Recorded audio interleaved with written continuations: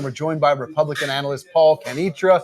Paul, let's set aside the back and forth blame game for a moment. What, if anything, is the path forward to end this shutdown?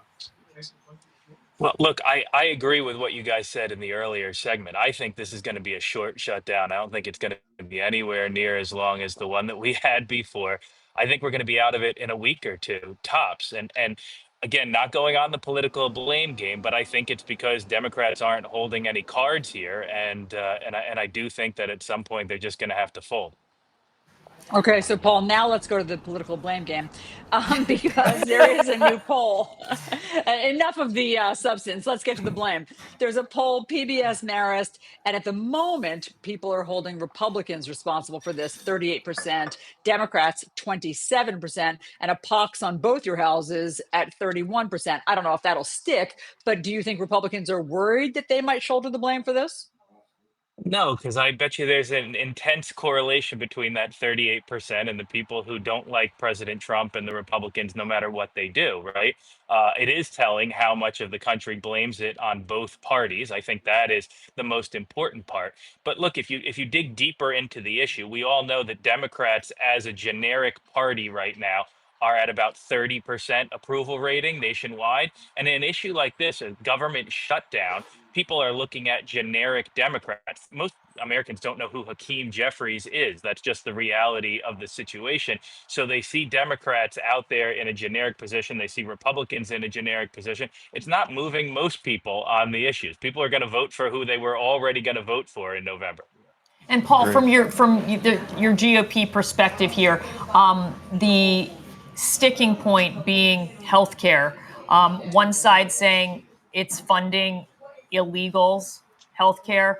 Another side saying that's not the case at all. And the truth seems to lie a little bit in the middle.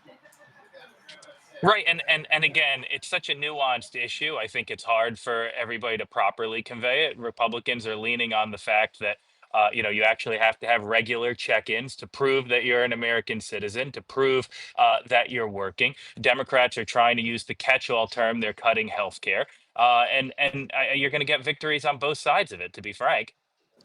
But will you get concessions? Ultimately, what do you think happens to end this? Will Republicans give anything? And I almost want to ask the question to you guys: why would the Republicans give any concessions here? What's damaging to Republicans? How are they losing by this government shutdown? I would go so far as to say, even though Democrats like Sri Thanadar were saying we will cause a government shutdown if we need to over healthcare, I'd go so far as to say that Republicans on the national level are happy that this is happening. They're able to cut that $8 billion from Green New Deal funding that we talked about. They're moving forward with cutting more bloat in government employee positions. They're kind of right where they want to be. I just don't know what cards Democrats are bringing to the table.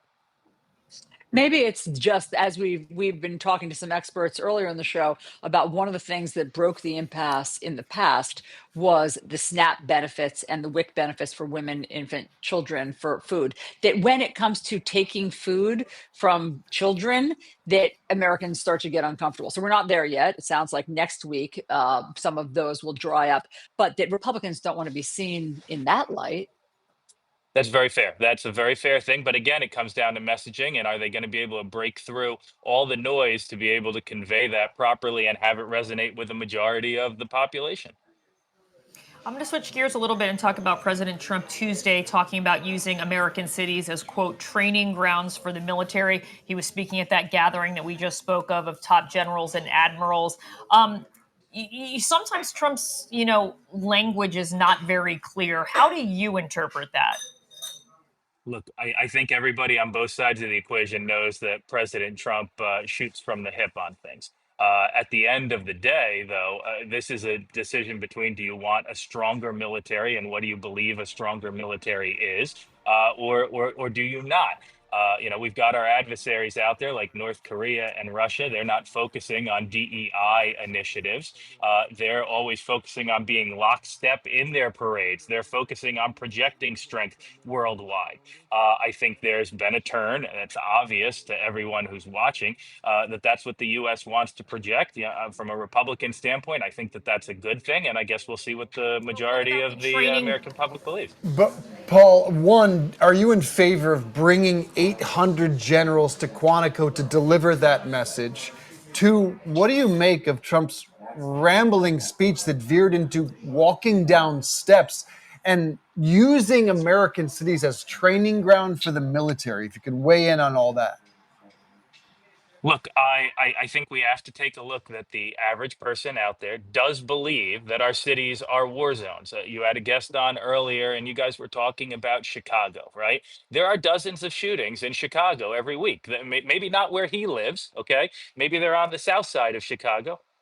Maybe it's disproportionately affecting minority communities, but our cities are not healthy right now. There has been a lack of any kind of enforcement whatsoever going on in them. I can tell you here at the Jersey Shore, where I represent 16 towns on the coast, we see the repercussions of that. When the cities are in trouble in New York and in Paterson and in Camden, gangs are coming down here doing retail theft, gangs are coming down here doing auto theft. There has to be some end to it at some point. And look, you have Antifa designated as a terrorist organization. People are literally attacking ICE facilities, and how are you going to respond to that?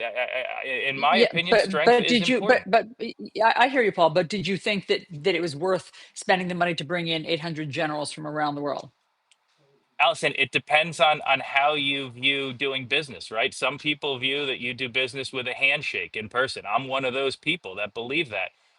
Morale is important. Can you really convey what you want to convey over a Zoom call like this? Or should I be sitting in the diner with you guys right now? And in my opinion, I would say that the results show that it's working. In 2023, before Trump came in, we were missing our recruitment goals all the time. Now we're hitting them regularly. It's resonating. You can't deny that it is resonating with regular people who are looking to sign up for the military, and we're actually hitting all our recruiting goals. And I think Hmm. that's the most important fact here. Paul, I think the most important thing I got from this is you should be in the diner. Why didn't you Uh, drive into the I'm diner coming in today, next Paul? time. I'm coming in next Okay. time. You got it. It's only an hour for me. I can make the drive. All All right, right, you're Okay. welcome step up, anytime. man. We'll buy breakfast. All right, get your butt here next Right time. on. All right. Thank you, Paul, very much.